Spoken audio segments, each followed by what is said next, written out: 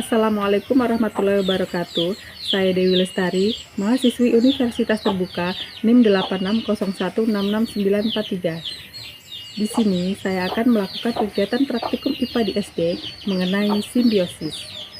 Tujuan praktikum ini adalah mengidentifikasi simbiosis parasitisme, simbiosis komensalisme, dan simbiosis mutualisme di lingkungan sekitar kita. Yuk kita simak videonya bersama. Simbiosis parasitisme kutu putih dengan pohon jeruk. Kutu putih dapat keuntungan berupa makanan dari cairan berupa batang dan daun tumbuhan jeruk yang dihisapnya. Sedangkan pohon jeruk dirugikan karena batang dan daunnya menjadi rusak.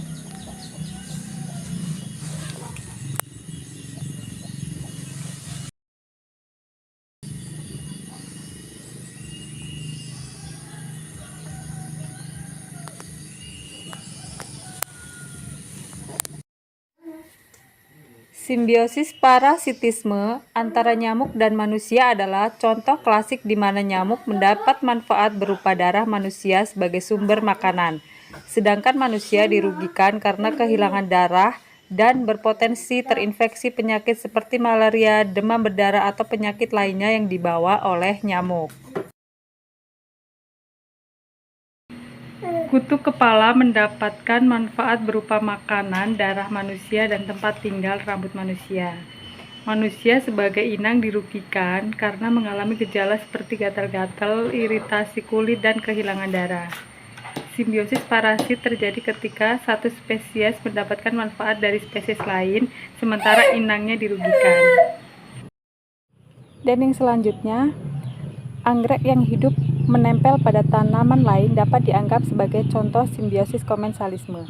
Dalam hubungan ini, anggrek mendapatkan manfaat seperti tempat tumbuh yang lebih tinggi, lebih banyak cahaya matahari, dan kelembapan yang cukup. Sementara itu, inang tidak dirugikan atau diuntungkan secara signifikan oleh keberadaan anggrek.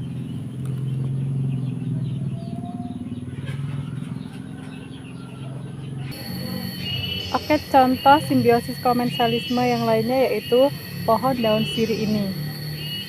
Seringkali tumbuh menempel pada tumbuhan lain, seperti pohon besar sebagai tempat hidupnya atau epifit.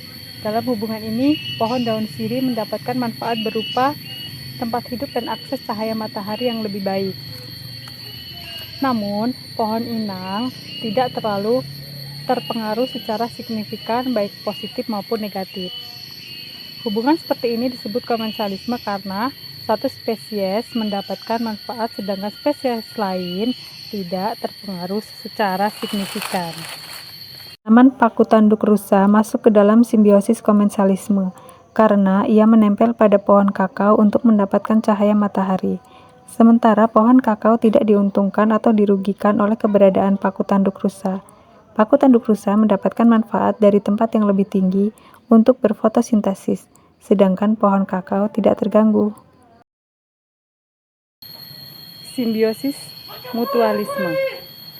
Hubungan antara dua spesies yang berbeda di mana kedua spesies tersebut saling menguntungkan satu sama lain. Dalam hubungan ini, kedua spesies mendapatkan manfaat dan tidak ada yang dirugikan.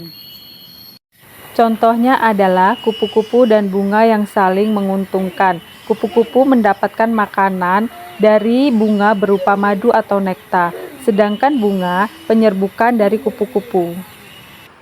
Ini adalah contoh simbiosis mutualisme jamur kerak yang menempel di pohon.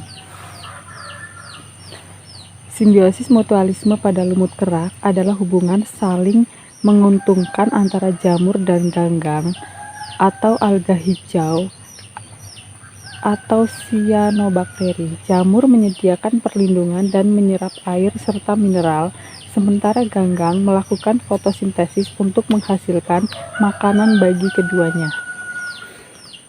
Simbiosis mutualisme antara kutu putih dan semut. Dalam hubungan ini, kedua spesies mendapatkan manfaat. Kutu putih mendapatkan perlindungan dari predator, sedangkan semut mendapatkan makanan berupa cairan manis atau embun madu.